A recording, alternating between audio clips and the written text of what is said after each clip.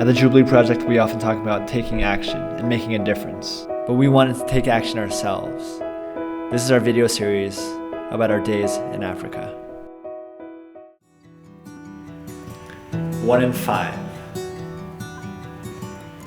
They said that 1 in 5 people here where I live in Africa suffer from HIV/AIDS. Now, I had heard figures like this before, and to be honest, they never quite bothered me. But now that I live here, and I've gotten to make several friends here, I've begun to realize what a terrible figure this actually is. What I've come to realize during my time in the hospitals and the medical clinics here is that this is not a disease that only targets drug dealers and sex workers, but it affects normal people like you and me. I've met businessmen, farmers, students, even neighbors and friends who have HIV and AIDS, which makes the situation all the more real for me. I'd like to introduce you to some of my friends and neighbors.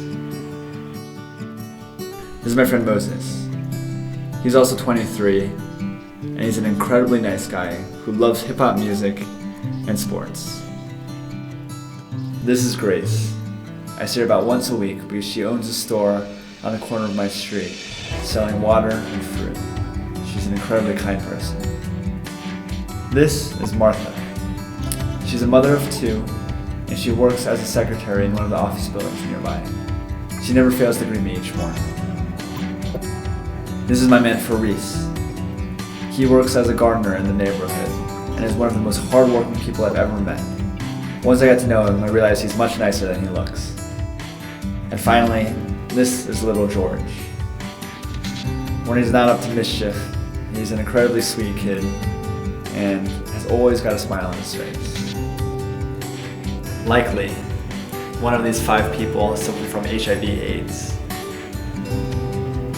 The good news is that now with the development of antiretroviral drugs, people can live long and healthy lives even with HIV and AIDS.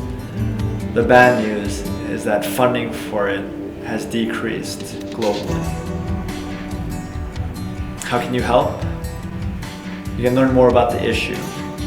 You can take preventative measures in your personal life. And if you feel compelled, you can donate.